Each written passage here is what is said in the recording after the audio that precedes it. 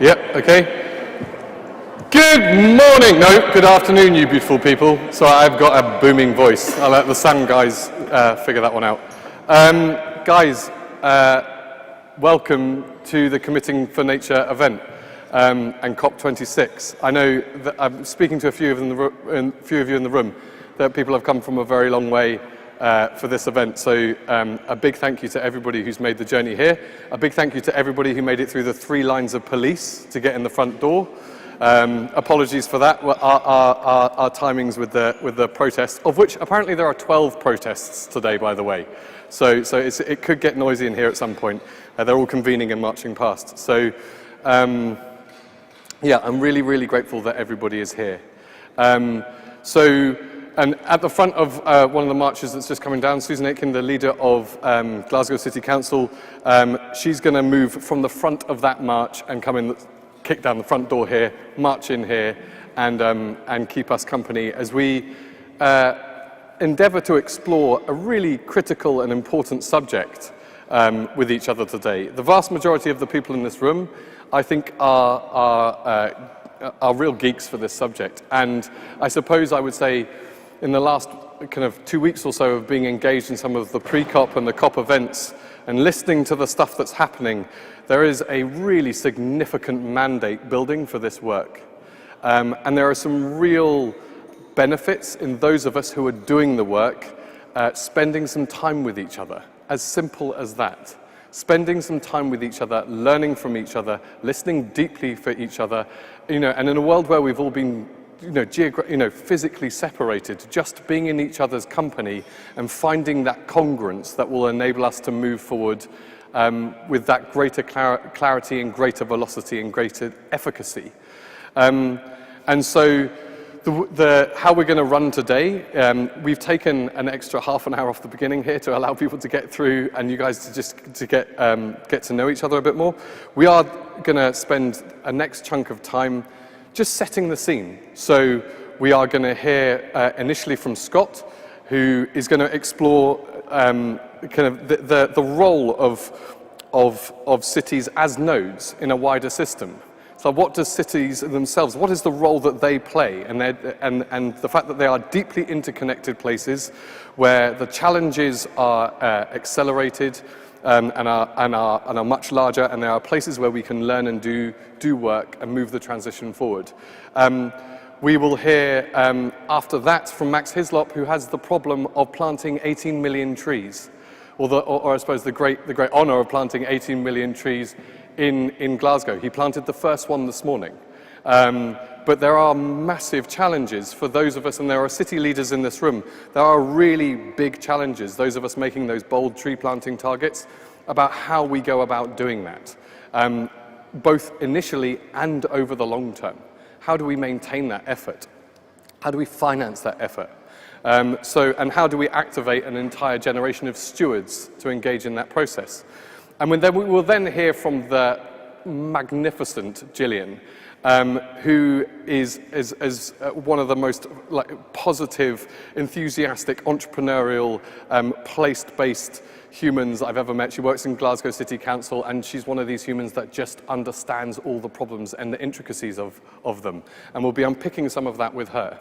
After we've done that, we're then going to explore with each other kind of the work that 3 incredible organizations are bringing to this story, just as subject matter again for us to kind of get our creative juices flowing and understand what is available out there. So with Cities for Forests, the work that they are doing, and which Scott will walk you through, is absolutely mind-blowing. And the projects that they have produced that really are getting cities to think about their role in the world differently. And the way they use creative exercises to do that is mind-blowing. ICLEI, the vast majority of you will know of. They are pushing the boundaries and making sure that policymakers all over the world within cities are armed with the best possible, I suppose, policy ideas possible and a community of practice so they can implement stuff and stay up, I suppose, move at the velocity that we need to with the transition. And then the incredible work of Trees AI, which is a magnificent test of change that brings a lot of this to life. So that's what we're going to do in the first part of this. And then the next half of the time that we will have with each other is just going to be magnificent, fun, and us getting to know each other. We'll be getting everybody's voices in the room, and we will be spending time learning and listening from each other, because I think that's what we all came here to do. So, without further ado, I'm going to hand over to the gorgeous Scott. He's going to give you a few minutes, and then over to you. Thank you, Adam, very much. Isn't this amazing to be here? It's just such an honor to be here in Glasgow during this incredible and important event and with you all. I'm Scott Francisco. I'm one of the founders of Cities for Forests. And Cities for Forests is an international network of cities, and I'm going to need to find a clicker of some sort, I believe. Or should I? You're the clicker. Okay, great. Thank you. So, we're going to talk about how cities have power at a global level to address climate, biodiversity through forests. So Cities for Forests is an international network of cities. There's about 75 and growing, we might actually be up to 80 by now, cities from around the world who have all signed commitments to take forests seriously and to be part of the change and embrace forests as critical to global climate, global biodiversity, and livelihoods around the world. We're a collaborative with the World Resources Institute and our company Pilot Projects Design Collective based in Canada. So we see forests through the lens of cities through three levels. There's the inner forests. Those are the forests right inside a municipal boundary. These are forests that cities have direct control over. There's the nearby forests. This is forests within, say, 100 or 200 kilometers of a city. And often these are totally vital to watershed, erosion control, biodiversity at a local level, so many benefits of these nearby forests, forests that people can access from a city. And in particular, we're interested in the faraway forests. And these are perhaps the hardest forests for cities to conceptualize how they can be engaged with, but are also some of the most important forests for some of the issues that we're talking about. So I'm going to focus on those for a few minutes and then come back to real practical solutions. The next slide. Okay, so cities are responsible for about 80% of climate emissions. That's a huge chunk of the problem that we're dealing with, and that's both direct and indirect emissions. About 56% of the population of the world now in cities, but only about 3% of the land area. So when you look at that ratio, it presents some really interesting challenges about how nature-based solutions get implemented. I hope everyone has seen the exciting declaration that incorporates forests into the climate strategy that the world is working on together. We understand clearly now, more clearly than ever, that we're not going to get there unless we engage forests directly. We really think about forests and their role not only as carbon sinks, which are incredibly important, but in all of the co-benefits that forests offer. And so commitments to zero deforestation by 2030, incredibly ambitious. Some amount of funding put towards that, and we need to take that and accelerate that. Next. So there's this very important relationship between cities and forests at a global level. So not only are cities responsible for all of these emissions through their consumption, some of the consumption is affecting forests directly. Meanwhile, tropical forests alone are responsible for about 10% of direct emissions. And then if you actually look at the avoided deforestation and restoration potential, we're talking about close to 30%. So when you look at those two together, you start to think, how can cities be part of that change? How can we reduce deforestation and be part of the restoration efforts? Next slide. If you take a city, this is Medellin, Colombia, as just an example of the many cities that we've started to analyze. Many cities have come up with different strategies and compared them. And so here's a comparison between a few different strategies for Medellin in terms of mitigation. Landfill methane capture was the biggest that they had on their books. We added to that, reducing the embodied deforestation from Medellin's consumption by 5%. And that's what that green bar is. So you can see how big of a problem it is and how big of an opportunity it is, just to think about deforestation as part of a city's impact. Next. In short, urban consumption is driving deforestation. There's just no question about that through the products that we consume. We know that that impact is there, and we are sure that cities can take a creative stance, a hard stance, a challenging stance on being part of the solution. For the last week, we have been, Mac, my colleague, and I have been out at a site just on the edge of Glasgow at a coffee truck. And this coffee truck has been serving forest-positive products to residents of Glasgow. In particular, in this case, it was groups in the construction innovation sector. Chocolate, which is actually here today, and there's some representatives from one of our partner forests from Honduras here.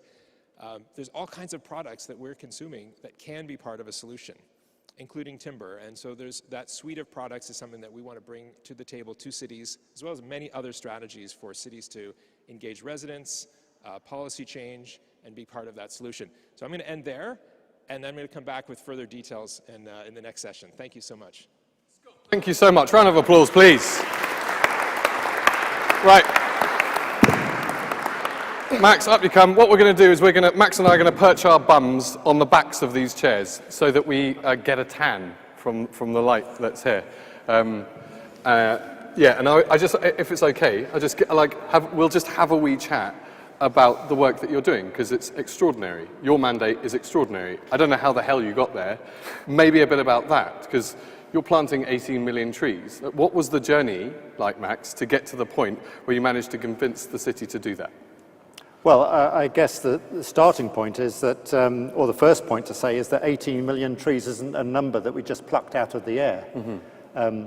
That is the number of trees that will need to be planted in the Glasgow City region if this region is going to be in line with Scottish Government's climate change plan. Scottish Government's climate change plan aims to increase woodland cover in Scotland by 3% by 2032. So a 3% increase in the existing woodlands in our region amounts to about 9,000 hectares, and in rough terms, if you're planting around about 2,000 trees per hectare, that's 18 million trees. And coincidentally, 18 million trees equals 10 trees for every man, woman, and child that currently lives within the Glasgow City region. So it's a nice little happenstance, but the target of 18 million trees is related to the climate change plan. So that's the starting point for our ambition. It's about being in line with the climate change plan and the need for growing trees for all the range of benefits that we've heard about already from Scott, but also about the tree's ability to sequester, to suck carbon dioxide out of the air and store it in timber. And a great question then is, what do we do with that timber over time? But that's the starting point for the Climate Forest. Look, and I think there are going to be lots of people that are going to have lots of questions on what you've just said. So, but folks, we will save some of that for later, because I think you've already got a lot of questions in my head. I'm really interested, though, like the challenges of planting 18 million trees. Like, what's your plan? Well, I suppose first of all, there's all sorts of different types of tree planting that can be done in an area like Glasgow City region. And there's already a lot of tree planting going on in this region, but it's about half the rate that we need if we are to deliver that target of 18 million trees over 10 years. So we need to double the rate of tree planting. And a lot of that tree planting will take place in rural areas. Some of it might be with commercial species, which end up going into construction and all the rest of it. Some of it will be native species, and that's really an important part of what we are looking to achieve as well. It's about stitching back together our existing woodland ecosystems across the region by planting native woodlands in the right locations. But in amongst that matrix, we can have productive forests as well.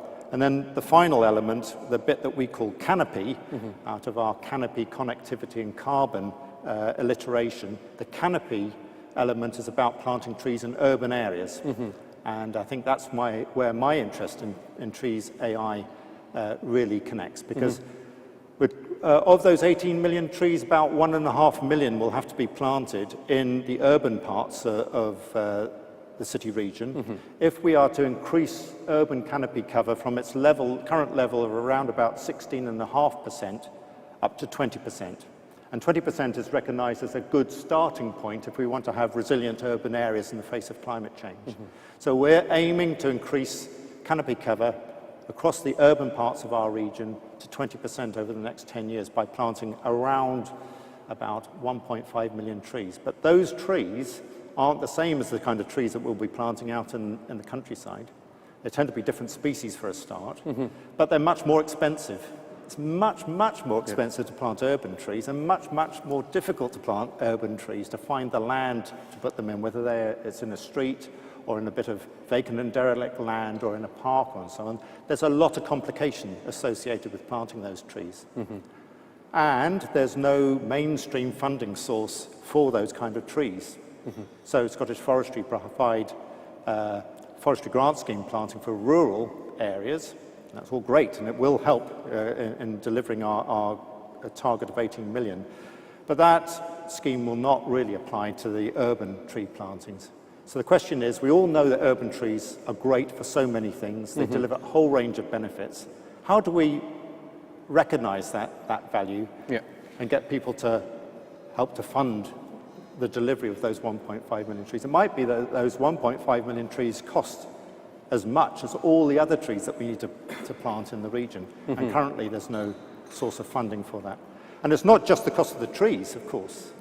You know, because it's so difficult to plant trees in urban areas, we need people to work with communities, to work with the landowners, largely councils, I suppose, but other landowners in urban areas, to think about how they can design those trees into the urban areas. That takes people, it needs capacity, and people need to be paid, so there's a capacity issue there as well.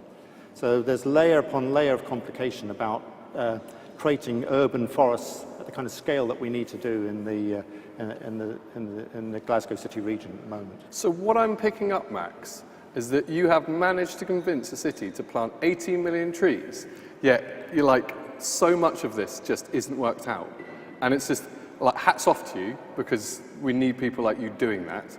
But it's just, I find, because I'm very aware, like the incredible team at Glasgow City Council, the folks running the New Green Deal at the moment, they have been touting the Climate Clyde Forest as one of the kind of investable propositions. But we are very early days in terms of how we get this thing funded.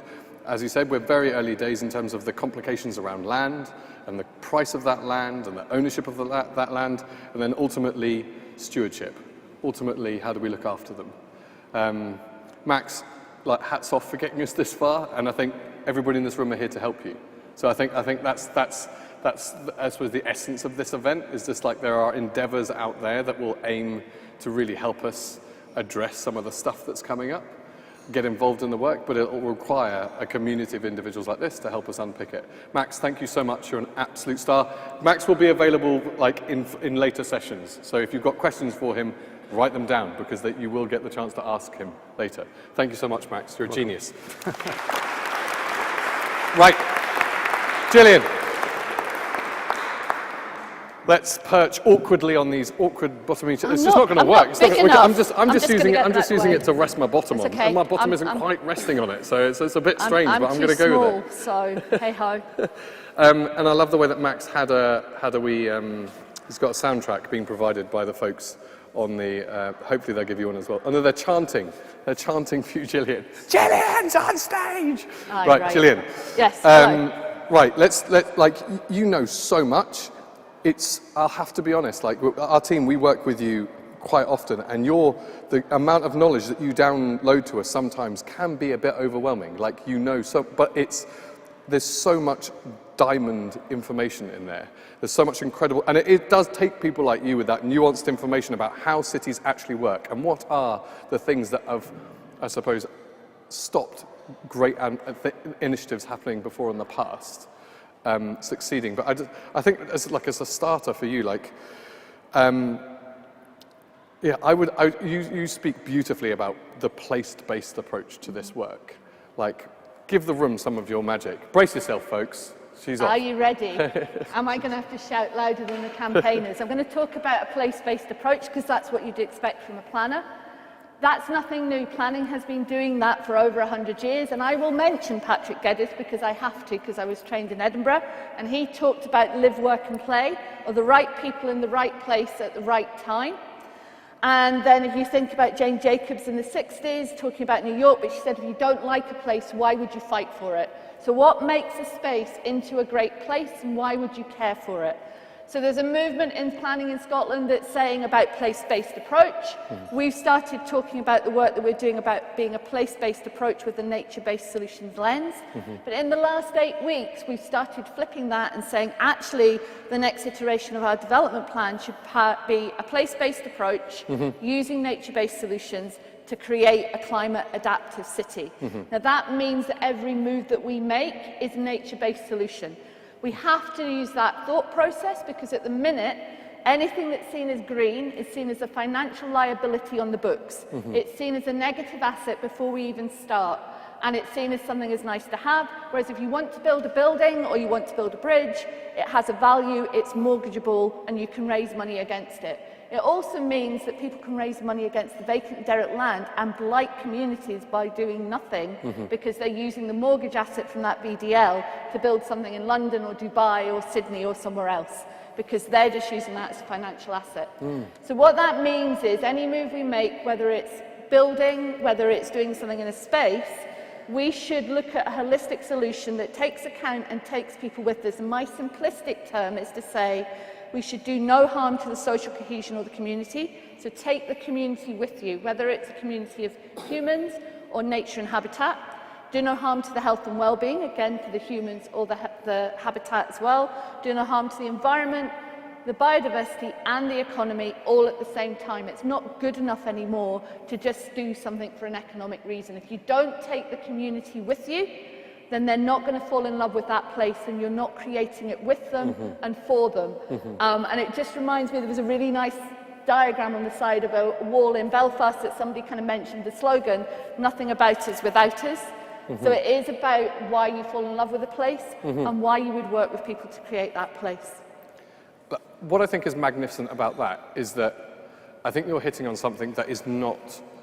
it's because it's place-based. Of course, everything to do with the built environment, everything to do with the transition of society involves that element that you've just started unpicking. Like, for example, the retrofit of our cities. Yeah. We're not going to be able to pull that off without that level of ownership from our civic population. So I'm really glad that you're planting that at this stage of the conversation. I think that's magnificent.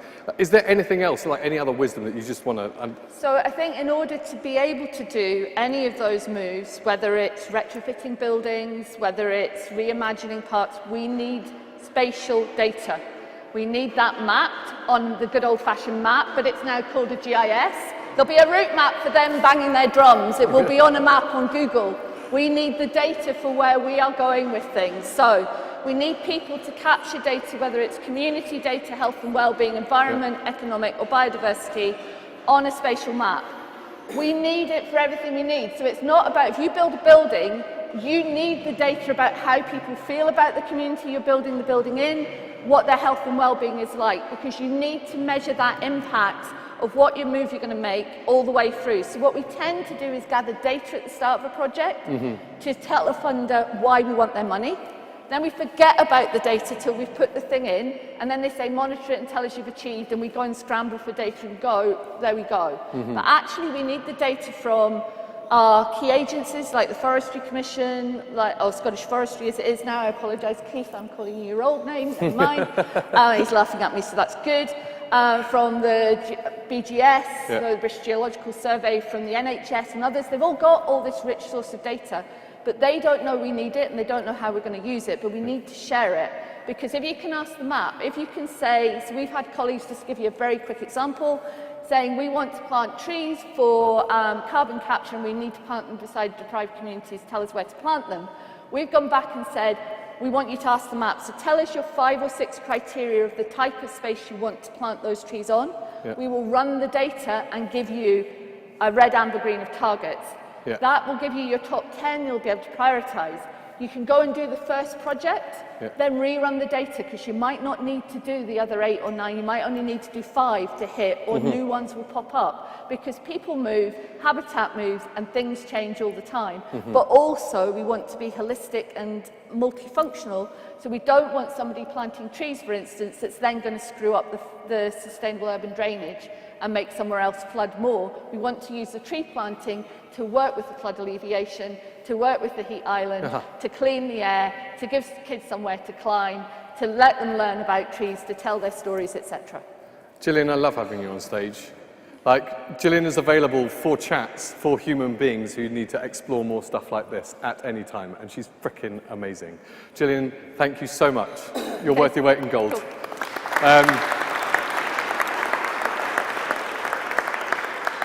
Right, folks, we are going to roll our sleeves up. We're going to do 3 sessions of exploring some of the work that's going on that kind of like addresses some of the stuff that we've just unpicked. And then we're going to have some fun with each other. Is that okay? Is everybody cool with that? Okay, cool. Scott, without further ado, I'm going to pull you back up, if that's okay. With my next... Yep, next presentation. Awesome. I want to make sure I get this right, so it can be difficult to hear. Is this about right? A little closer. Okay. I'm just going to have to just check in here. Okay, so I'm going to drill down into, well, how do you actually do this? What are some tools that we can use to address faraway forests from the point of view of cities in climate solutions? On the screen here, there are all numbered 1. That's interesting. There's, I believe it's 6 tools that we've been working on. I'm going to focus on 2 of them. The 2 I'm going to focus on are, actually there's 3. There's the forest footprint for cities. So I mentioned that Medellin example, but what about your city? And how would you find out how your city was impacting deforestation? So we've created a tool called the Forest Footprint Tool. We've created a platform for looking at wood and how the sourcing of timber. How many folks here are in any way involved in new discussions about timber, wood buildings, effective sourcing, sustainability of timber? Anyone here? Okay, a couple. So there's a huge movement right now to look at timber as an alternative building material, comparing the carbon footprint to concrete and steel, which are incredibly carbon intensive. So we've developed a platform to help cities interact with that. And then lastly, the Partner Forest Program, which is specific sourcing strategies where cities can actually reach out to a forest community and really partner with them in the conservation work that they're doing. So next slide. So the Forest Footprint is a dashboard tool that is a prototype right now. It's working, and you can use it today. You can actually contact myself or Mac, and if you're representing a city, and actually I'm going to pause. How many folks here are representing a specific city in any capacity, whether you're working for the government or working as an organization in a particular city and sort of here under that banner? It looks like maybe a quarter of the people here. Well, nonetheless, you can take this tool back to folks in the city that you do come from and say, how about we check in on the forest footprint of our city? The way this works is we actually just take data that's internationally, globally available data on national level consumption. Where available, we can get municipal consumption, and we can basically feed our tool with the consumption. Forgive the slide there, but it's basically the consumption of the city as a whole times the impact along the lines of about 20 different commodities that are driving deforestation. So once we have those numbers, and then we can see what the deforestation impacts are. And the dashboard lets you actually play around with that. So if you're looking at strategies for, say, reducing the consumption of beef, which of course is one of the big drivers of deforestation, I mean, that's not an easy thing for a city to do. But there are public engagement programs, public awareness that can actually say, well, what if we take that on as a sort of a cultural goal within the city? Or the city could be more direct and say, we're as a municipal government, we're going to buy less of one particular product and replace it for something else that we know has a benefit, and we can actually look at that and see what the climate benefits would be. Next slide. I'm not going to go too much into the methodology of that, but it is based on, there's a multiple footprint strategy, and we're averaging out. So we're looking at global averages, national averages, and the data that we have available from cities themselves and how we calculate that. Here's a little snapshot of some cities that we have footprinted and what kind of forest footprints they have. Sao Paulo has got an Amazon beef problem, as you can see by the very tall green bar. But these are big numbers, very significant numbers in terms of climate impacts that cities are generating. But when it comes to what cities can do about it, it's not just about the data, it's about action. And so paired with the footprint methodology is an action plan that we have sort of pre-prepared, which is a template, but cities need to basically lean into this on their own and say, what would work for our city? So I know the mayor of Halifax is here, for example. We've chatted for a few minutes. A city like Halifax, what could they do to reduce their forest footprint? And then how can we attribute that back to the climate action plan of the city?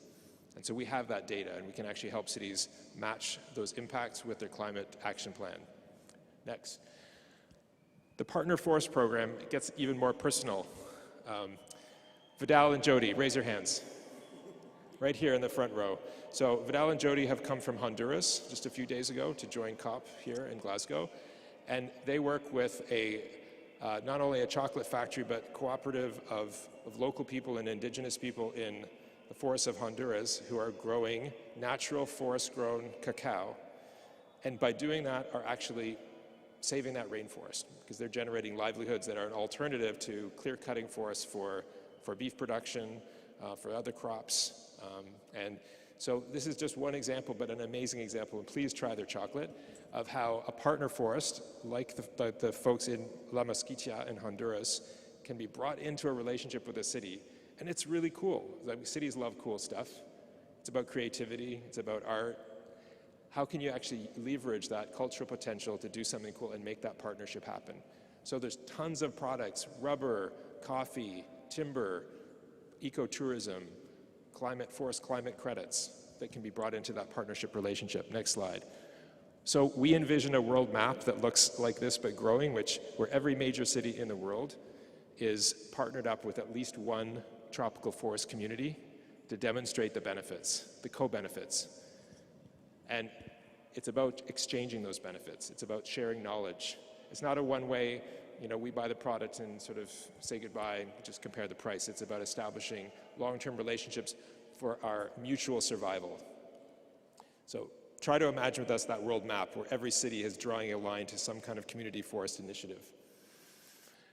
But why are we going to tropical forest communities, for example? This is getting really specific. We know there's incredible evidence in support of the conservation value that communities like this are bringing to forests. They're doing some of the very best jobs of conserving forests.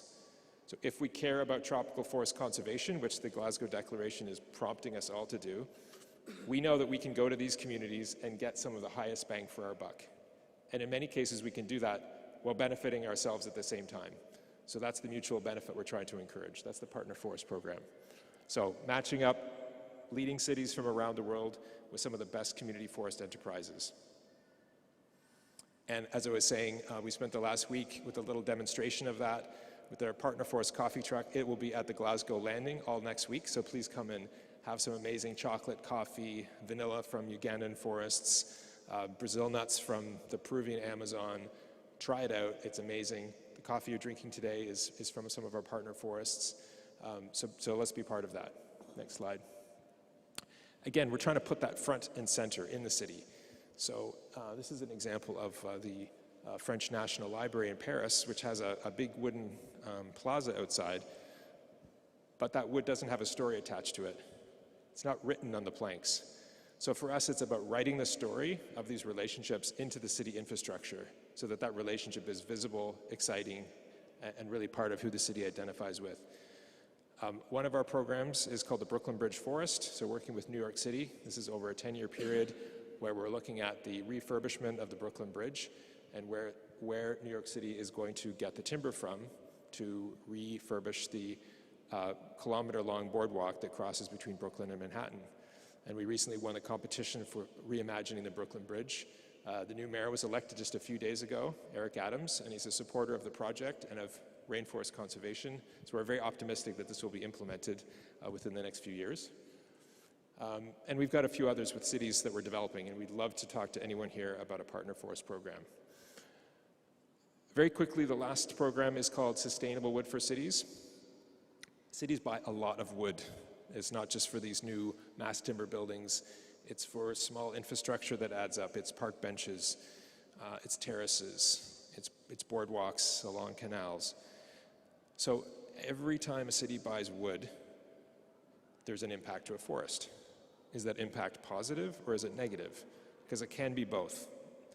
Some timber can be devastating to forests. Other timber can actually be part of the forest becoming better and stronger and supported. And so our mission with this is that every time a city purchases wood, every time an architect specifies wood, they're empowered to know what the impact can be.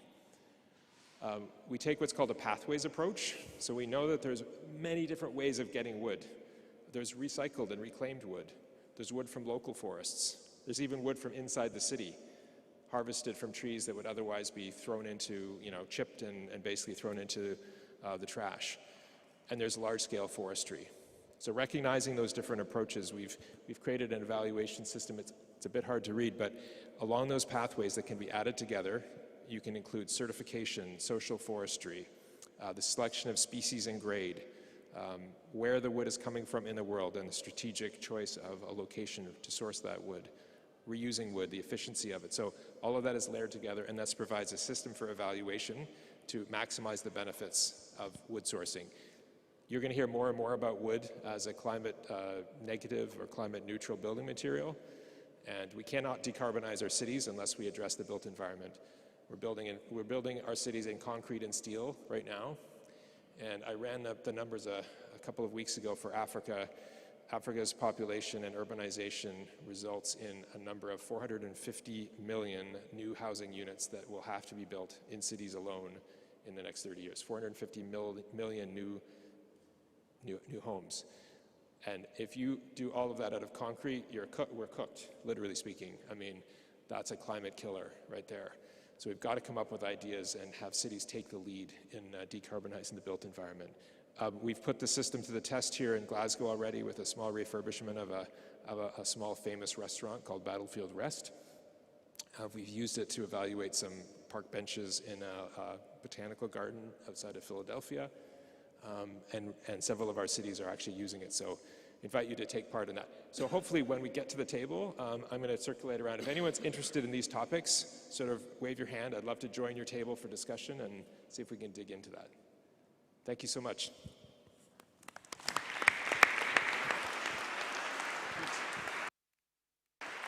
So I've been getting some tips on things.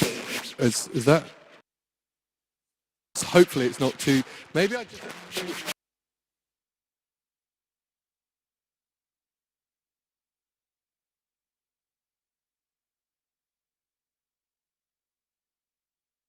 He needs to record this for the film guy. Okay, you beautiful bunch. That was beautiful. Thank you very much. So up next, we have the gorgeous Georgia from ICLEI, and she is going to walk us through the incredible work that they do. And then the kind of absolute fire team of her and Gillian are going to be up on stage for a further few minutes with each other, exploring some of where this really hits the road. Okay, fantastic. Over to you.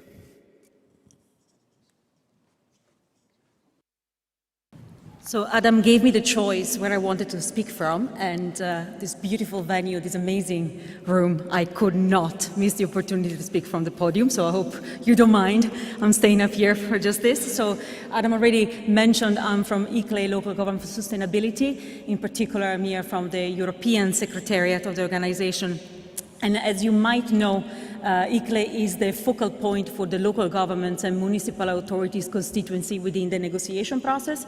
So we try to represent really the priorities, the demands, the urges, and also the contribution that local and subnational governments can bring when it comes to implement climate action at the national level, but also, of course, within the negotiation processes. So I kind of want to start from there, my reflection, and just mention that it is incredibly important to spend some time today to talk about a little bit how climate change and biodiversity are connecting. Very often, unfortunately, these two fields are treated as two separate sectors, two separate issues, two separate crises. In reality, very often it leads to potentially harmful or ineffective policies that are not taking into account the integration of the measures that we really need to bring forward to provide effective solutions. So definitely it is time right now to bring together climate change and biodiversity, but also the science and the policy agenda, and really try to provide integrated solutions to tackle these challenges. So I'm also happy to confirm that this is one of the key messages that we are bringing forward as LGMAs, as constituency representing the local governments within the negotiation process. And we want to, of course, continue going into that direction to appreciate this holistic approach and to make sure that everyone else does, of course, as much as us.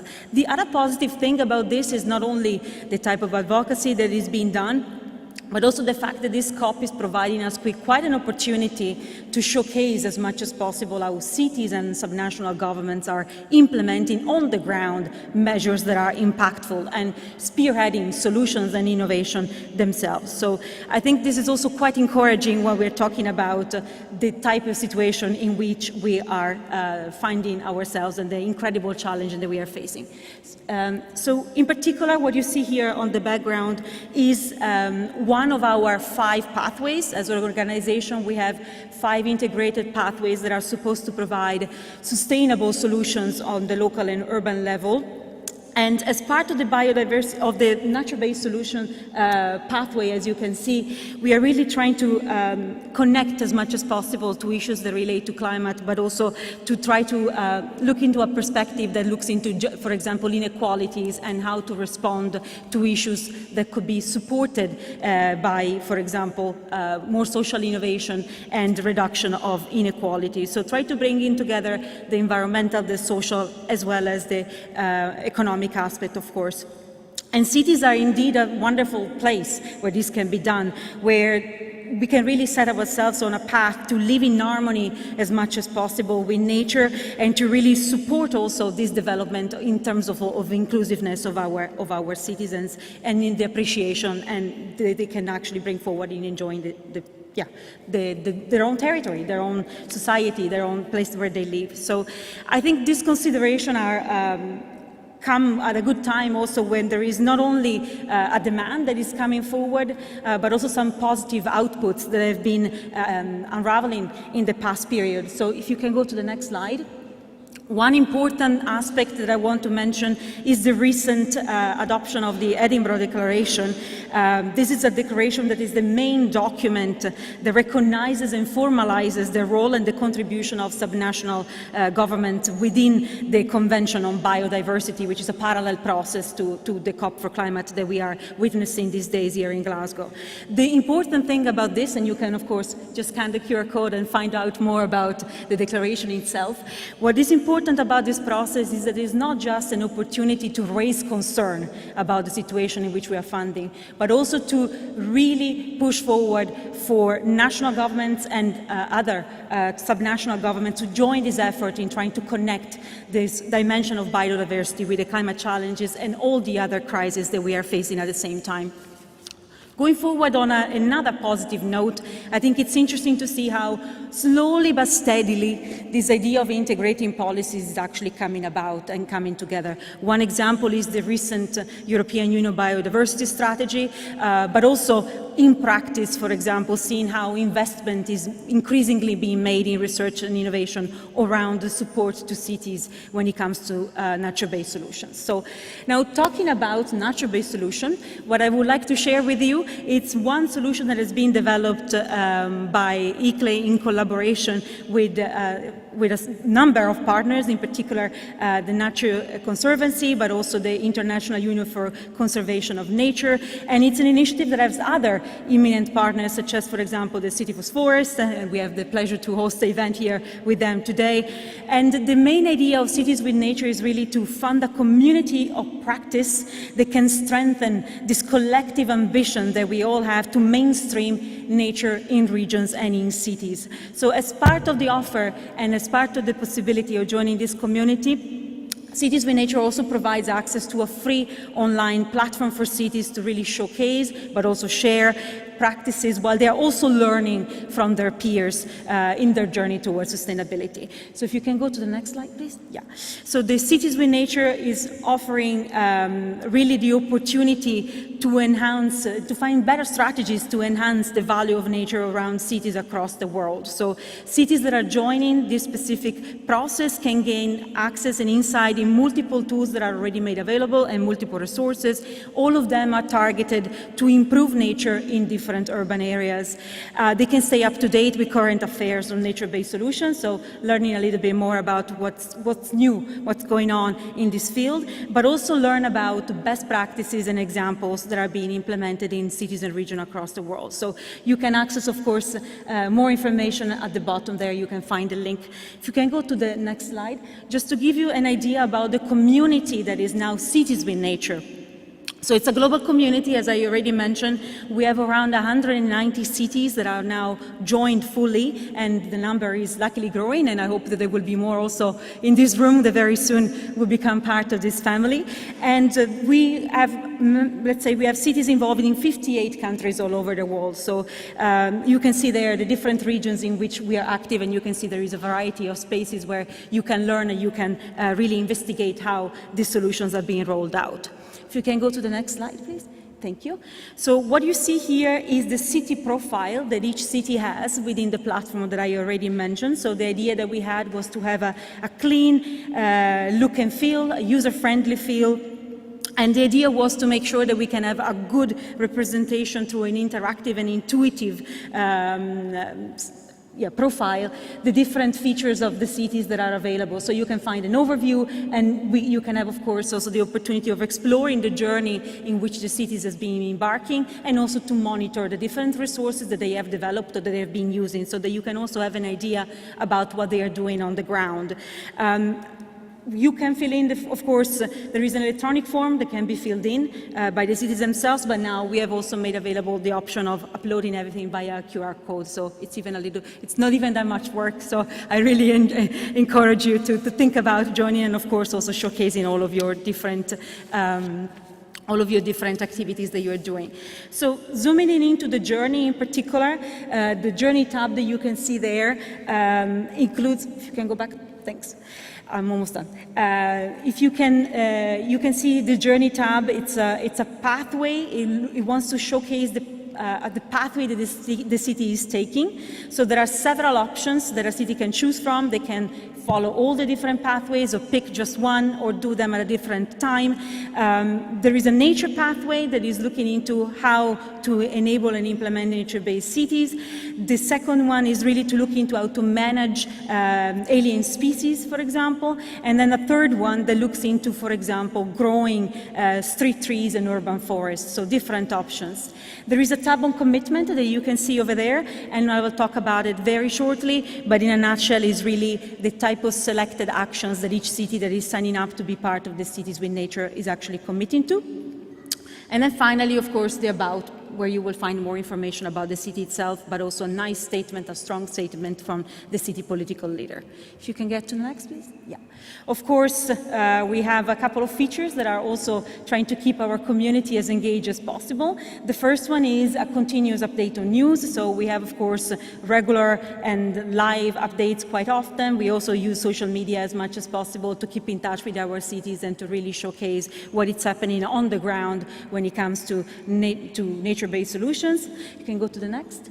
We have a regular monthly newsletter that it's also curated for our cities with a content that tries to look into as much as possible what's new and what type of opportunities are out there when it comes to urban nature. If you can go to the next, please. Yeah. And then I already mentioned our action platform where you can list your own commitment. So that's where the action platform can support cities in taking different types of action and fulfilling as much as possible their ambitions. The idea is, again, that to facilitate as much as possible, this is, by the way, a very new feature, to facilitate as much as possible assessment and cross-checking of the different information of what's going on in the city itself, the type of progress that is being achieved against the target and the ambitions that are also being set. You can choose different areas, of course, of commitment where you want to make your commitment for. So I already mentioned this idea of protecting and restoring nature as one of the pathways, but also looking into how you can better use nature to improve your sustainability, and then, of course, a pathway specifically in a commitment towards developing new tools and solutions. So we can go to the next, please. You can already skip to the next. Thank you. Thank you very much. So here you can see an example of how the platform actually looks like and the user journey, let's say, and how it is possible to make a commitment and then from there to start taking action and to set specific goals. So it's really trying to accompany you throughout this process and to really support not only the pledge and the commitment phase, but most of all the implementation phase of your actions. If you can go to the next, thank you. I mentioned already the number of tools that are available within the platform. So at the moment we have more than 200 tools and resources that are specifically included in there. And the idea is to have as much as possible things that are for cities and by cities so that you can be inspired what others are doing all over the world. We have, of course, also access to international resources such as, for example, UN documentation, UN outputs that can support your process in understanding what is happening at the global level. If you can go to the next. So we are scaling up, of course, the activities. We talked about Cities with Nature, but recently we are also in the process of launching a sister platform that will be catering in particular support to regions. So Regions with Nature will be the name of the platform itself. It's been launched very recently, brand new, and the idea is to better cater for regions around the world. So we have a few pioneer regions that have already joined. Yucatan, for example, Goa, São Paulo, Western Cape Province, and Community of Madrid are already pioneering this specific journey altogether. So if you can go to the next one. I just want to finish by showing you the most direct way to sign up. Of course, at the top you will find again the different web links that you can utilize to join this community. This was just a very brief sneak preview, of course, and we really encourage all of you to join this community and to take full advantage of the great power and knowledge that there is already in cities all over the world. And if you have any specific question, of course you can count on me to give you the best answer possible, but there is also my colleague Kirsty from our Center for Biodiversity based in South Africa, and she will be able, of course, also to give you more and more information about how to join and how to make the most out of this opportunity of being with Cities with Nature. So thank you very much for this. I think it would be very nice. So would you like to stand up there? I'll give you a hand held. It depends on Gillian. Gillian, would you like to sit? So fire away. All right. I'll jump up. I can do that. That's fine. Yeah, sure. Yeah. Oh, that's great. Thank you. Have a seat. Hello. It's been a long day, Gillian. It's been a long day, Gillian. I don't know how yours has been. It's been hectic, a little bit hectic. I am looking forward to tomorrow. Flaps in the heat. So I promise that I will be nice. I will not ask very difficult questions. All right, so in particular, we wanted to have a chat with you because you are one of the cities that is part of Cities with Nature. So I think maybe we want to do a little bit of a spot also promotion for joining of course, the initiative. But the question for me, can you share maybe one example of one action that you have committed to within our platform, within this process? So it's kind of, there's lots of different things that we're doing. I think we're just at the start of the journey because we signed up to be a City with Nature just before the pandemic hit. So we've probably not got an awful lot of information up there. But if I give you an example of one of the projects that we're doing that links us with another of the Cities with Nature cities, so Melbourne, we took inspiration from Melbourne where they had QR codes on their trees, and they thought we were getting people to tell them about trees that were falling down, but actually what they got were love letters to trees. We took it with support from Strathclyde Uni. Every Tree Tells a Story. So Every Tree Tells a Story has a Twitter account where we're asking people to tell us their stories about trees. Oh, I'm now being given this. I've got 2 mics, that's good. I've got a new nickname, Gillian 2 mics. You might need to switch the other one off or I'll shout. So Every Tree Tells a Story. With Strathclyde and our education improvement, we developed an education pack that allowed school children to start telling us their stories about trees, what trees they liked, why they liked them, what they used them for, why they treasured them. But also we were starting to build a list of different stories you could tell with trees. So the connection to the Gaelic language and how that's taught linking to trees. The trees that were used to build, so you've got tree stories through in the other room in the Saturnwood about the extinct trees. And trees that maybe immigrants or people coming into Scotland or leaving Scotland associate with. So a good Scottish tree is the rowan that people will probably make good associations with, and when they see it, they probably think about Scotland. We've now made connections with Cathy Oakey in Melbourne. We are talking about doing a joint podcast about their love letters to trees and Our Every Tree. They're looking at our education pack and using that, and we're looking at how we can inspire each other. So through the connections of being part of Cities with Nature, we've made those kind of links and can work together. And it's almost like a problem shared is a problem half, because we can learn from them and they can learn from us. Thank you very much for that. It was actually quite inspiring. We always talk about the potential and the power of peer-to-peer exchange among cities, but I think this is a clear example of how you can share the love. So thank you very much. My pleasure. Maybe I would have a second question for you. So you mentioned the pandemic and the fact that you joined in this period in particular. So my question would be, what was the reason that pushed Glasgow to join? Is that something that has to do with a specific pandemic, or is something that... it was prior to the pandemic. We had just finished work on our open space strategy. We had spent a very long time looking at not just the quantity data but the quality data, and about what makes for a great place and how we should move that forward and how we're delivering. We were looking for inspiration. We're part of the Connecting Nature project that's funded through Horizon Europe, and ICLEI were one of the partners. And they started to talk to us about the other support that they could provide, that you guys could provide. And Cities with Nature seemed like a great way of learning more about nature-based solutions, about how other cities were tackling that. That led us into conversations with the Scottish Government, who were doing the Edinburgh Declaration at the time. So we went and were involved in some of the presentations and explaining some of our information.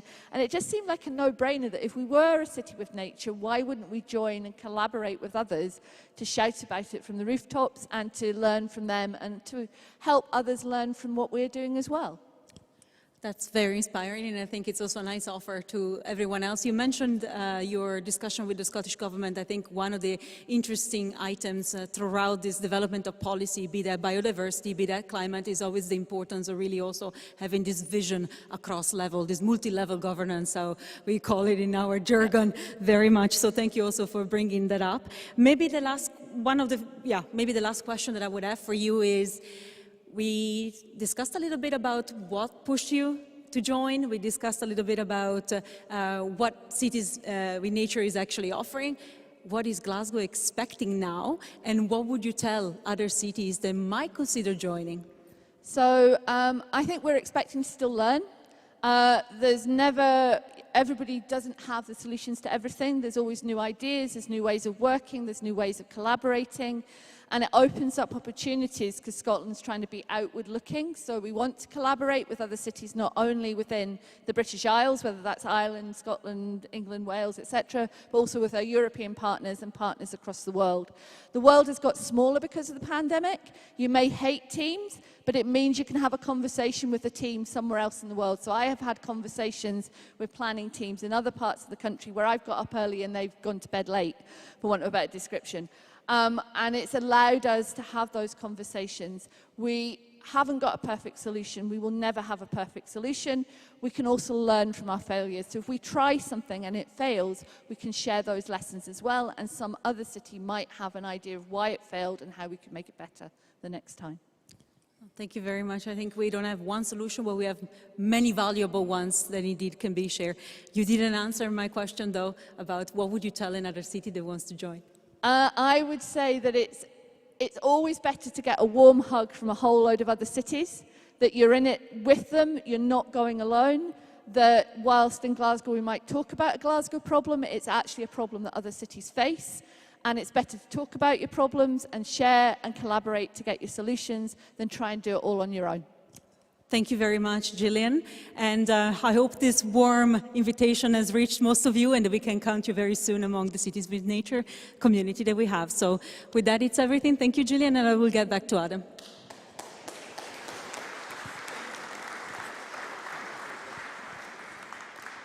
Absolute stuff, ladies and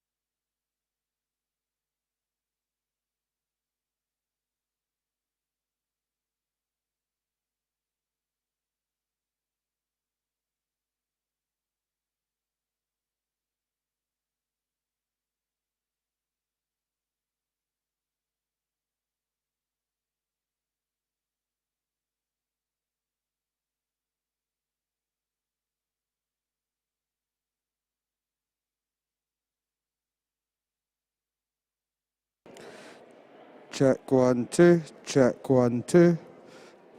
Mic test 1 2. Mic test 1 2. Check 1 2.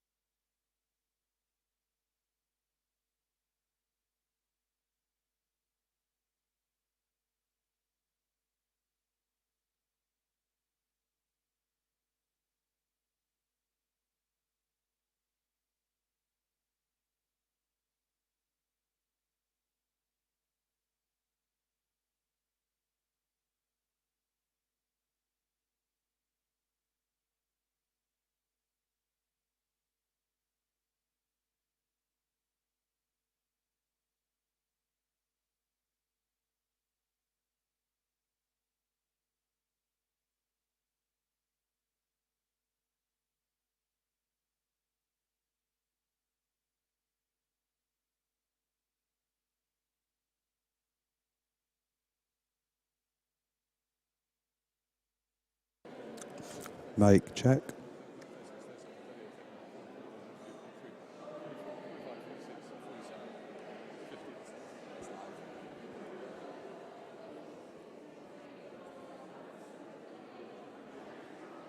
Ladies and gentlemen, can I ask for I think it's the 50 beautiful people that are in this room, please come and sit down. I'm ready to kick off the next session.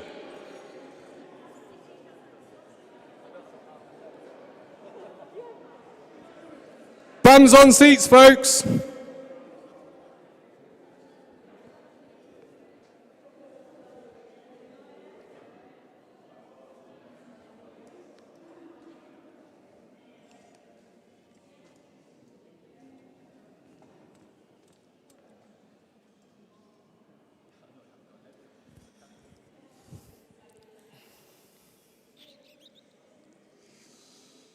Right, you gorgeous, wonderful, beautiful bunch. I would love to introduce our host, Susan, to the stage, leader of Glasgow City Council.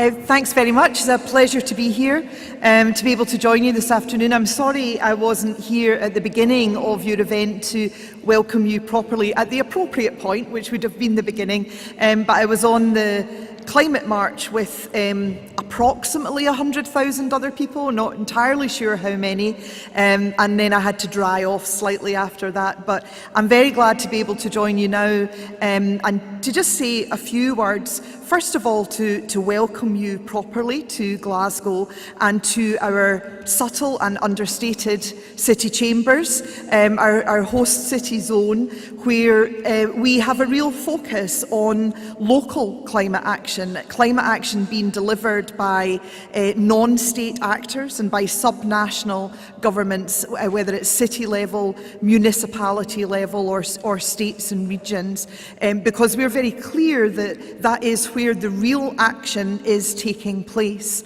It is coalitions of local governments with civil society, with their citizens and with business as well, who are really making the running on climate action, on practical delivery of the things that will make the difference in the next crucial decade.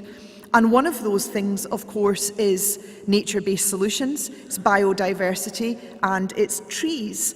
And it's something that we in Glasgow are very committed to, and I'm delighted that we have signed up to the Cities for Forests commitments, and also that we are a pilot city with Trees AI. And I know that you've heard some about that already in your event, and I think if you haven't already, you'll have heard about the Clyde Climate Forest as well.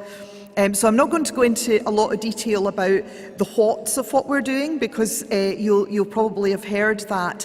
I think though, I'll maybe say a wee bit about why we think it's so important and why I'm so pleased that it is part of our climate action plans for the city. I'm really attracted to this idea of trees as infrastructure, because so often nature-based solutions, I think, are seen as the soft option. They're seen as something nice to have, perhaps a bit extra, but not as crucial and central to climate action as things like, say, renewable source heat networks, or retrofitting homes, or building bike lanes, and that kind of traditional infrastructure adaptation is often seen perhaps as what's crucial. But trees are infrastructure. They're not a soft option. They are a genuine and crucial investment in our future, and in real climate action that will make a difference. Not just either in carbon sequestration, but in the heart of climate justice, in our just transition, by transforming post-industrial cities like Glasgow, with all of the challenges and legacies that we still have from the unjust transition that we went through 40 years ago when we deindustrialised, Trees and nature-based solutions help us to address those legacies. They help us to create healthier neighbourhoods with well-being at their centre, where people, and particularly children and young people, have better access to high-quality green space, places where they can breathe, literally, and where their neighbourhoods can breathe. One of Glasgow's legacies is, as a post-industrial city, is that we have more vacant and derelict land than any other city in the UK. And the higher the area of deprivation that you live in, the more likely you are to live next to that vacant and derelict land or live close to it. And it is a blight. It's a blight not just on the physical nature of the places where people live. It is a blight on well-being, it's a blight on mental health, it's a blight on the ability to connect with nature, which we've all learned over the past 18 months in particular is something that is so important for human beings to be able to do. So investment in trees as infrastructure and carrying out the kinds of commitments that Cities for Forests are helping cities like Glasgow to map out and to plan. This is no soft option. This is a genuine investment in the future well-being of our city, making Glasgow a healthier place to live. And as such, a city with a healthier economy. One of our biggest social justice challenges is that among the UK core cities, Glasgow persistently, for many years, has had the highest percentage of our citizens who don't access economic opportunities and who are marginalised and excluded from the mainstream economy because of long-term health problems. And many of those are mental health problems. Investment in trees, understanding that trees is infrastructure just as much as a bridge is or a cycle lane is, that helps us to understand how we use nature-based solutions not only to make people's lives better, but to fundamentally transform the way that our economy functions as a city. And if we are going to be serious about tackling the climate emergency, and if we are serious about a just transition, then that is nothing less than what we have to do is to fundamentally transform our city economy to put well-being, people and planet at the centre. So trees are really exciting. And they're a big part of our climate action plans. A few weeks ago, in fact, we published our Green Print for Investment, where we've identified the big interventions, physical interventions that we think we're going to have to make in the city over the next decade in order to get to net zero. It's about £30 billion worth of potential investment. And a lot of those are things I've already touched on. They're about decarbonising homes, they're about decarbonising transport, it's about transforming our public realm, but it is also about nature-based solutions. The Clyde Climate Forest is front and centre as one of the most important and most prominent projects in that green print for Glasgow's future. So I hope that gives you a little bit of a sense of why this agenda matters so much to us as a city, why we've put it at the heart of our policies and our strategies and our action plans for delivery on the climate agenda over the next few years. We've set ourselves a really challenging target of being net zero by 2030, but we've made it very much our business to make sure that it isn't just a pledge, that it is something we are actively working towards. And I know you've heard from some of the team in Glasgow already who are really motoring on this agenda.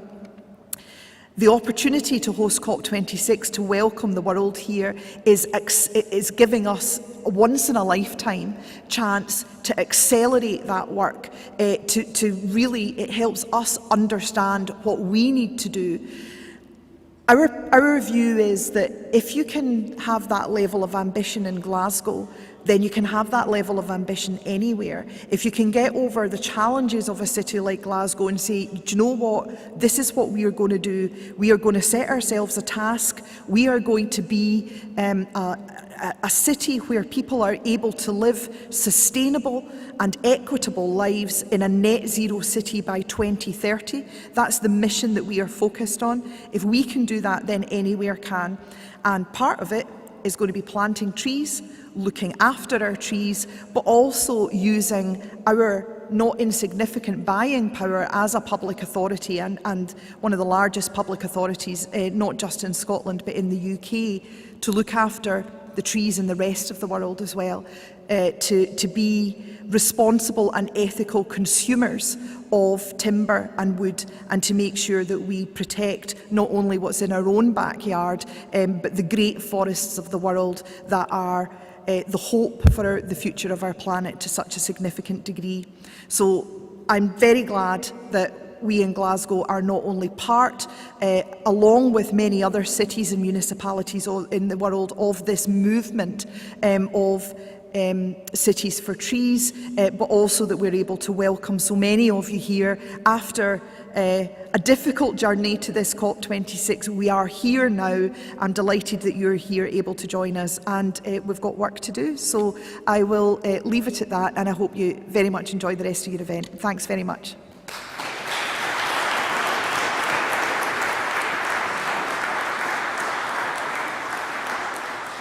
And can I just ask, maybe just another applause, one from a point of gratitude. Thank you for hosting COP26, and thank you for your 2030 target. Thank you for setting that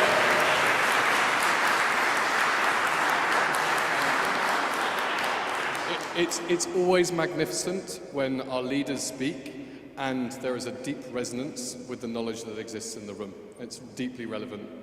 It's always impressive hearing you speak. Thank you so much for doing so. Right, I'd love to invite up the gorgeous Carlotta and Constantina, who are going to walk us through Trees AI as a piece of work and the endeavour that they're trying to do around that. And then we are going to have some intimate breakout discussions, unpicking a lot of the stuff that we've been exploring together. Over to you. Great, thanks Adam, and thank you Susan for this very inspiring speech that really resonates with the work that we're doing in Trees AI. I'm really delighted to be here and hear all the amazing presentations so far. So in DM, in the past days, we've gone around COP in different events, and we think that this COP26 is actually very interesting, because this COP sits increasingly at the intersection of finance and the reality of nature. But within this intersection, there are some very fundamental questions that we think we need to address together. We all know why we are here. We really need to make large-scale transitions to reach net zero and our 1.5 degrees target. And this is an order of magnitude we don't really understand or know how to deliver it. And it's a challenging task because we are experiencing an interconnected crisis. This is not just the climate crisis.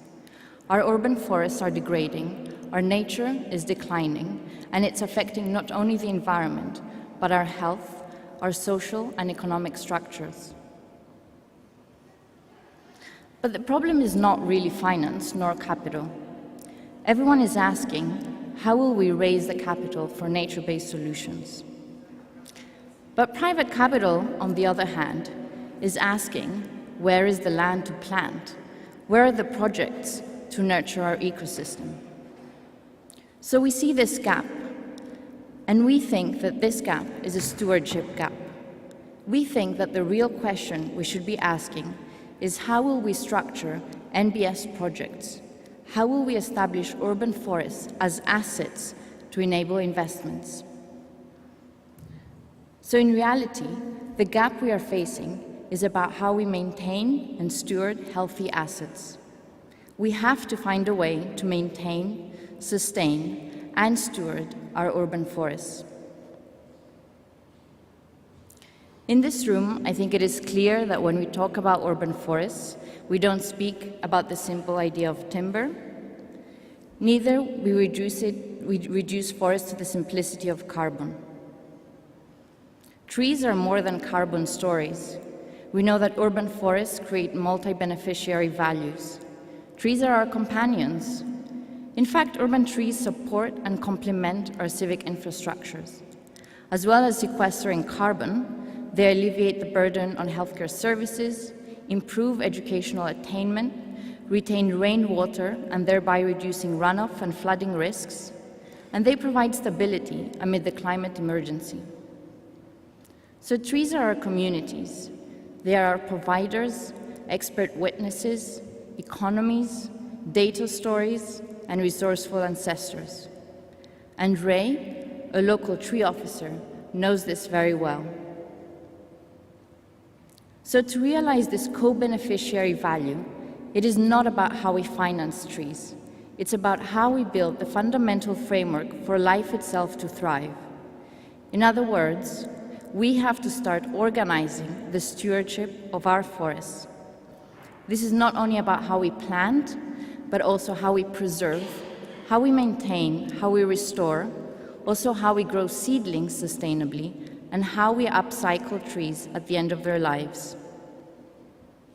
And this is important because this is where it becomes real. 50% of urban trees don't survive after 10 years of life. And we know that as our climate becomes more volatile, our trees will become more fragile. We know that 250,000 trees are projected to die in Glasgow in the coming 10 years due to ash dieback. And this fundamentally has to be addressed in our balance sheets, because currently urban forests are liabilities. They are costs as opposed to assets, which, as you can imagine, is a bit of a pickle, since the benefits of trees mainly occur after 10 years, and more importantly, these benefits peak only after 50 years of life. And this is not only Ray's problem. This is not only the problem of tree officers. This is a problem for everyone. It is a problem of relationships of care, from private gardens in our cities all the way to parks, and from city residents to council officers and small and big private landowners. But it's hopeful that increasingly everyone recognizes the value of trees. In fact, water and healthcare professionals have started embedding nature-based solutions in their preventative and adaptive practices. The healthcare insurance industry knows they can mitigate infrastructure damages. Food retailers can increase the supply of locally sourced and healthy food while offsetting residual emissions. Real estate asset managers know they are able to reduce the probability of increased flood damages. But the problem is that everyone is recognizing this value in silos. Everyone is creating their own projects of nature-based solutions. So what we need to do is build the collaborative infrastructure to recognize this value and materialize it together, and create a stewardship framework that spans from public to private sector. This is about co-investing and co-stewarding nature. So the key question is how we build integrated stewardship practices that allow us to optimize benefits for all these stakeholders, not just one of them individually. And how we do that? In Trees AI, we are building the integrated infrastructure to secure maintenance and stewardship practices of urban forests, to model the multidimensional values urban forests provide, and verify the benefits and impacts of urban forests. This is at the core of what we're doing. And so I will invite my colleague Carlota, who will go through how we make this a reality through the Trees AI platform.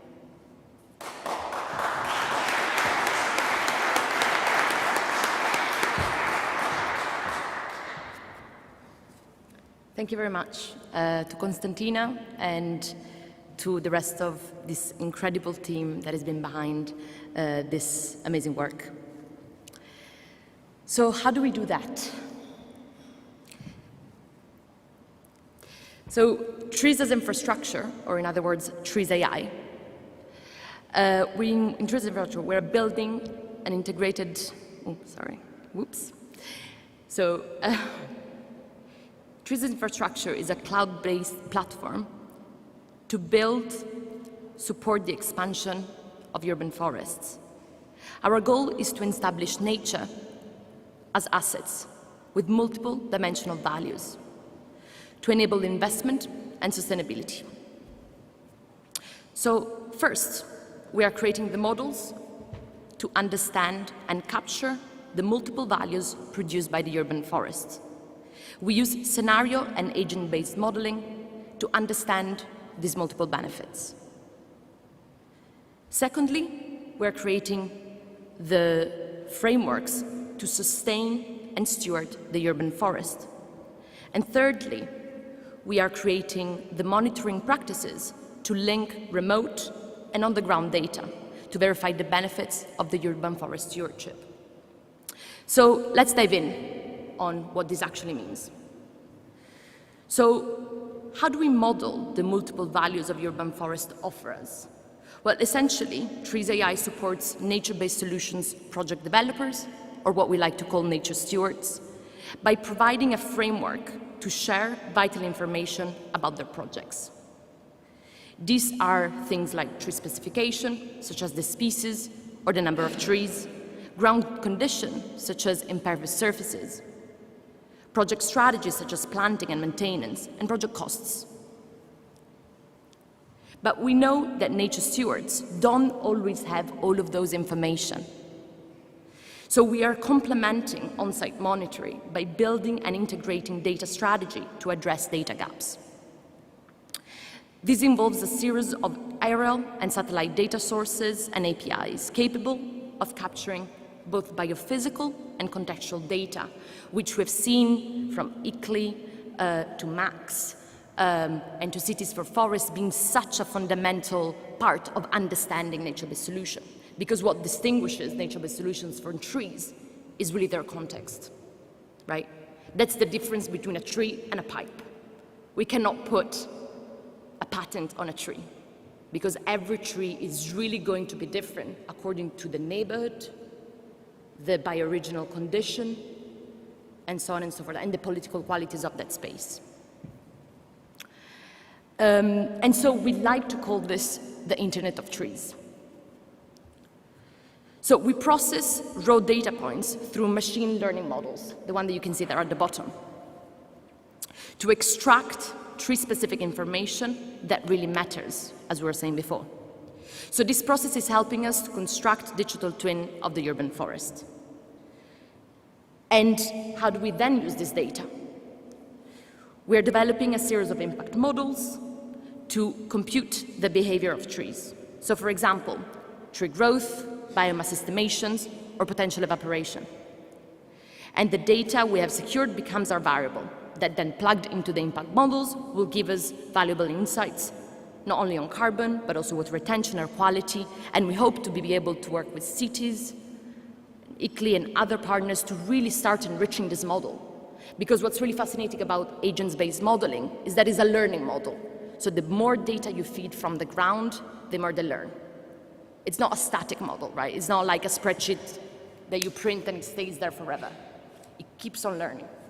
And that is fascinating. So for example, we know that a project of about 100 hectares with about 30% deciduous trees and impervious surfaces could store about 10,000 tons of carbon and 120 milliliters of water in about 50 years. So nature stewards can now understand and, more importantly, forecast, so in time, the impact of their trees. And by changing the variables, they can then start to compute different future scenarios to help them make the right decision today.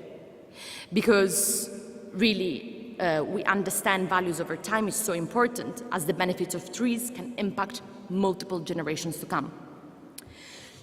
So how do we then mobilize the stewardship that we spoke about earlier? So first thing, we need to define what stewardship really means. And we've seen the challenges that we're all facing we're all trying to, as you were saying, we have a lot of targets, but actually how do we maintain these new assets that previously weren't even in our balance sheets, right? So how do we start to care for them in the long term? And this is going to be a collaborative effort. I think there have been lots of discussion in the room previously about what are the standards to ensure that is actual quality. How do we agree that that is the right thing to do to that species? And I think this is not just something that arboricultural experts need to be aware of. This is a notion that everyone needs to know. So how do we build those stewardship protocols that are really not just carbon focused, but they really try to understand the plethora of benefits that it can provide? So here is just an example of some of the activities that we would like to embed into this platform that really go beyond planting, but understand maintenance and restoration and preservation, and really maintenance both at an early stage of the tree care and at a more mature, so that we avoid over pruning because we are running out of money, and so we go and prune really suddenly, which has maybe very detrimental impact on trees.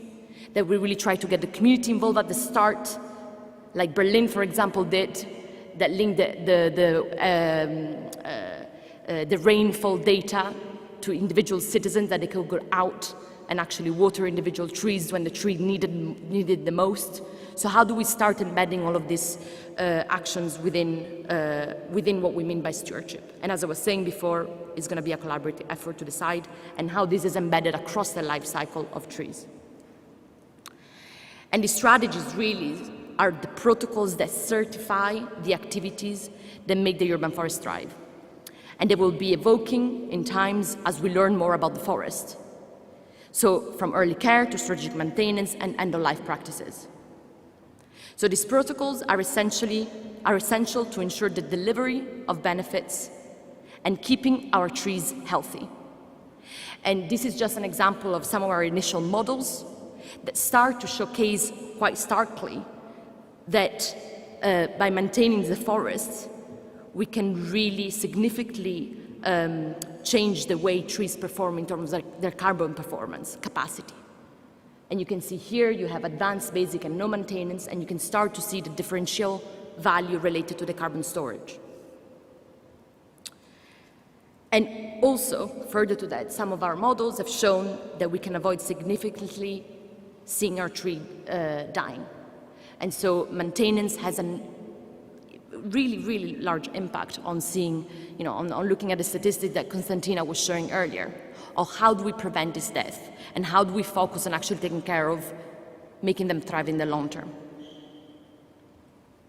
And this is important. It's so important because current afforestation funding models are really carbon focused. And what they mean is that they're linked to planting. They're just linked to planting.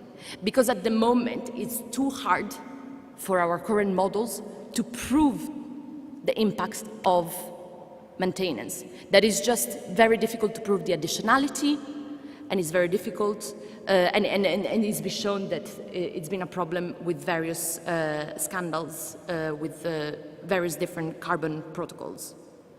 And so this is incredibly important. If everyone here in the room is studying the topic, I'd love to have a conversation. So how do we finance this stewardship then? So we know that individual projects are not enough. We know that this is not just about your garden. This is not just about one park in the city council.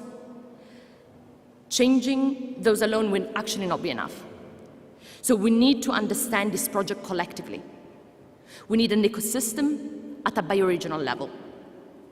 So in short, both finance and nature require scale. So we are creating a citywide urban forest portfolio that aggregate multiple projects that collectively can provide network effects, amplifying the benefits of trees. And I think this is something that Max really showed earlier in his presentation. So this way the beneficiary and investors are able to access the portfolio benefits, from carbon capacity to stormwater retention, natural flood management, and other at scale, as well as exploring intangible benefits, reading about, for example, Gillian's the story of the month, or other social and cultural values, because we really don't want to forget those as well. So mainly, many of these beneficiaries will have to really chip in, but they will receive personalized environmental reports and certification beyond carbon credits. So we're looking, for example, at contribution claims as another alternative. So building a real economy for maintaining, sustaining, and stewarding trees as assets.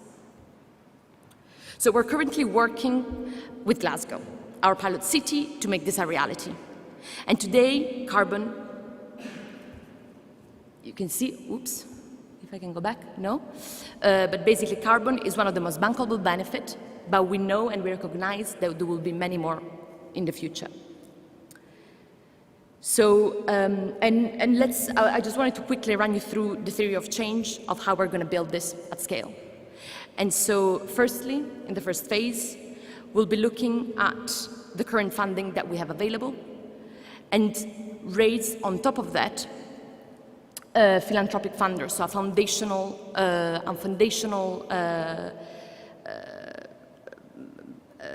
foundational tranche of added capital that will allow us to build the protocols and the infrastructure that we mentioned before, because actually building a portfolio of projects, as we saw at the beginning, is not very easy. We need to really go and combine different projects that are happening in Glasgow, understand their quality, understand all of the parameters that we mentioned before to be able to combine them together. So that will be the first phase. In the second phase, we will then go further and look at these projects around Glasgow, and we will spot anchor beneficiaries. So those anchor beneficiaries are the ones that have that are place-based. So there are beneficiaries from businesses to utilities to healthcare insurers and so on and so forth, that actually have a stake in the place, that recognize nature as a natural hedge to mitigate their climate-related financial risks. This will then bring into the pot other beneficiary, and just then we will start to top up the remaining amount of funding that we need with impact investors. So this is our theory of change, and we'll try to apply this to our first pilot coming forward. So Trees AI, in short, really helps nature stewards embed new activities that make urban forests thrive in the long term, and give stewards the power to demonstrate the benefits of their action, in return, returning investments for the activities that they make to cover part of their project costs. So we know that as our climate becomes more volatile, our tree assets will become ever more fragile.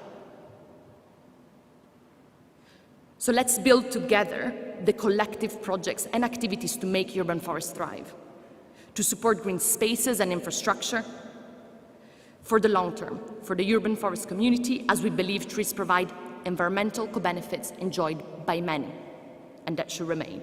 So we invite you, cities, and your trees to work together and develop projects for a thriving urban forest. Thank you.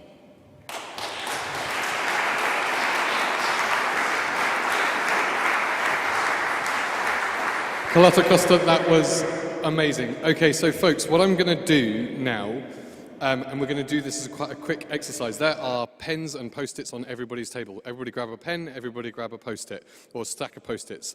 And what I want you to do, or just one Post-it actually, the wonderful sound man is going to play us some music, and in no more than 2 minutes, I want you to bullet point, what questions are you sat with? So after hearing that fantastic kind of download of information from Gillian, from Max, from Scott, from Georgia, from Costa, from Carlotta, and from Susan, after hearing that, what questions are you sat with for where this work sits for you? Okay? Right, we've got 2 minutes. I'm turning the music off, and then we're going to get into some exercises. Off you go.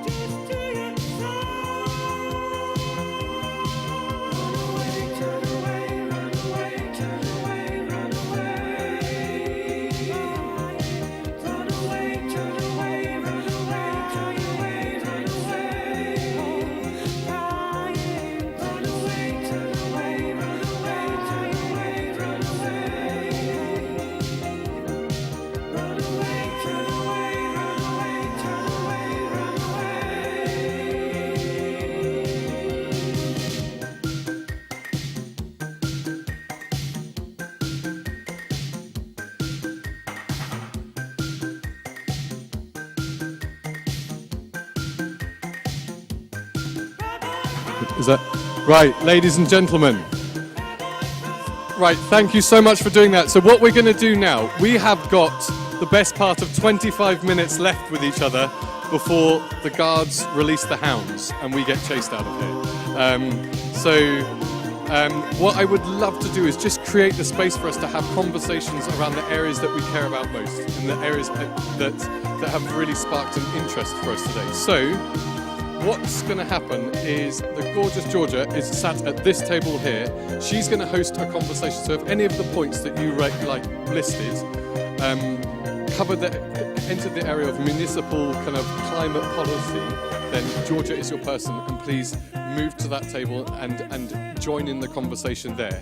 If you're interested in the kind of partnership work and the procurement work that is led by Scott's magnificent team at Cities for Forests, then he will be sat at that table over there, and I'd love for you guys to go over there. And if you are interested in the steward and financing work around urban forests for cities of scale, then Carlotta, Constantine and Indy will be hosting a conversation in this corner of the room. This is World Cafe, so it is actively encouraged for you to engage in conversations and move from table to table if the conversation is relevant to you. But bring your questions, ask the people at the table, and have a good chat with each other. You guys have 20 minutes before I close the event. Thank you so much.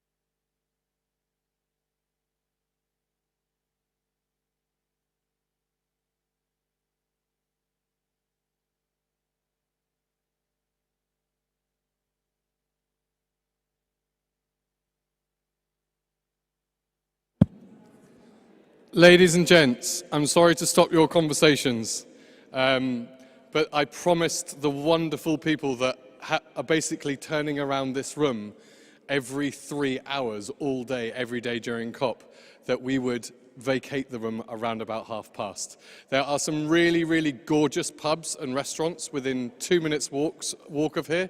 So if you guys want to carry on the conversations, go with people. But thank you so much for being here. One final request. Vidal and Jody, they said that they are not going to let any of you leave until all of the chocolate on those 3 plates are gone. Lots of love, folks. Thank you so much for coming. Have a safe journey home. God bless.